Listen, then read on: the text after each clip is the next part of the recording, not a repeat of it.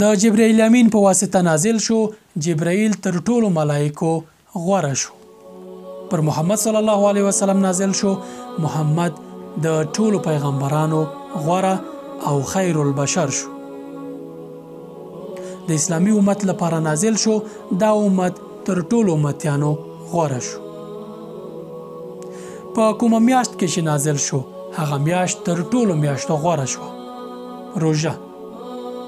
او په کومه شپه چې نازل شو هغه شپه تر 1000 شپو غوره شوله. خو که دغه قرآن کریم زما او ستا په زړه کې وي څومره غوره زړه به وي، او که د خپل ژوند لپاره تګلاره وټاکو څومره بهتره او نیکمرغه ژوند به مو وي. که ته هره ورځ د قرآن کریم یوه برخه نه لولې نو ژوند به دې بې خونده وي. نو بیا ولې باید د بې خونده ژوند نه ګیله وکړي؟ ځکه تا یې اصلي لامل پرېښی دی. سبحان من نزل هذا الكتاب على أمة الإسلام. سلام من الله عليكم ورحمة من لدنه وبركاته.